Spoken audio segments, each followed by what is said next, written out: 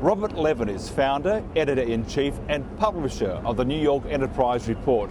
The New York Enterprise Report was founded in 2003 to serve the needs of the small business community. First of all, Robert, great to see you. Thanks for having me. So tell us about Robert Levin. Rob Levin is the president of RSL Media, which publishes the New York Enterprise Report.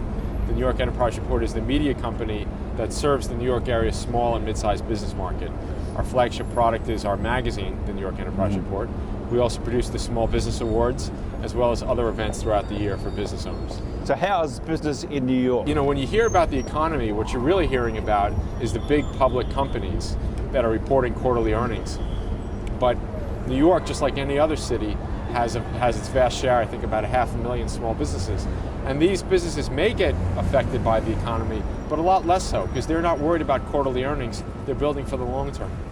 So what are the challenges for doing business in New York? There's a reason why they say if you can make it here, you can make it anywhere. It's a tough city, it's a crowded city, it's very hard to be heard. People are getting pitched day in and day out.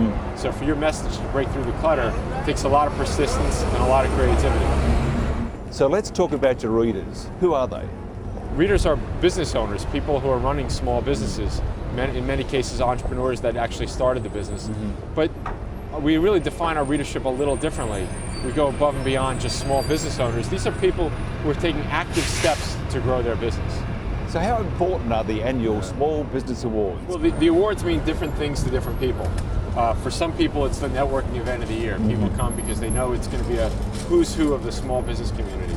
It's important for those companies that have nominated themselves for the Best Practice Awards.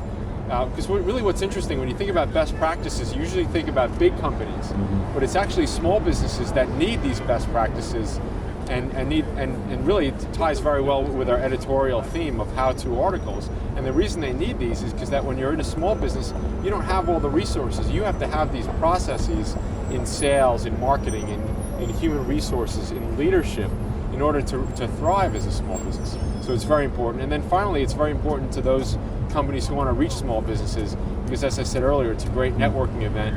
Companies love to attach themselves to such a prestigious event. Okay, first of all, what's the warning bells, the warning signs of a bad business? What are the standouts? I think the biggest issue in a bad business is that it's a business owner or management that doesn't seem to understand that the most important resource, the most important factor in their success is going to be their people. And they don't realize this, and they don't put the right things in place to attract, to motivate, and retain good people. And on the other side, and that's really what makes a good business these days, it's not just a good strategy, but it's really investing in, and I don't just mean in money, but also in time, investing in finding and retaining and motivating good people. Is making money the determining factor for a successful business and a person, or are there other factors? It's really funny you asked that question. Earlier today I was speaking with somebody who was on one of our covers, one of our former cover stories, and we were talking about how he is really focused on building a business, and in the long run he'll make plenty of money. Whereas one of his competitors is focusing on building a business that he can sell as soon as possible. So to say one's right or one's wrong, it really is not the point. The point is it really matters what you want to get out of running a business. Are you looking to build something for the long term, or are you looking to just kind of cash out? You're on the cutting edge of technology. How has technology affected doing business in New York? Well, I think really the bigger issue is how does technology affect smaller businesses, and there are a number of technologies that are now crossing the chasm for small businesses, such as CRM, customer relationship management, voice over IP, unified communications. There's a number of these things that are now within the reach of small businesses, and the small businesses that are embracing these technologies are going to find themselves with a competitive advantage because they don't have all the human resources to fulfill all of the things that they're trying to accomplish. These technologies will enable them to do so. What about new areas of doing business from retail or restaurants? Are there any areas or sectors that are becoming stronger by the day throughout the city that makes doing business more attractive? For example, like pet care or child care or things like that. Well, childcare schooling happens to be a very big issue in New York because there's a lot more demand than there is supply. But in general, it's the people who are finding who, number one, are leveraging human resources in ways that has really never been done before. Yeah. Maybe they have human resources that are overseas, and that's enabling them to compete more effectively here. Or they're utilizing technology in ways that some of their competitors aren't. Those are the companies that are establishing a competitive advantage. So what does the New York Enterprise Report provide?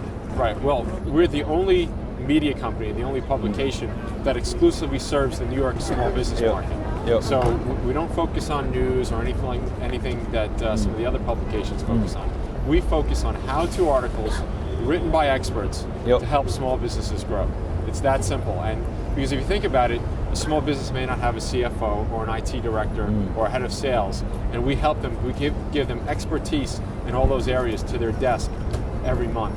And that's why we have raving fans as readers. If somebody wants to find out more about the New York Enterprise Report, how do they do that? They can just go to our website, nyreport.com, learn about our events, subscribe to our publication, and if they're doing something that's very unique in their business, even apply for the Small Business Awards. So in one word, how would you describe doing business in New York? That's a great question. That's a fantastic Just one question. word. One word? Yeah. Opportunistic. Robert, thank you very much. Thanks for having me.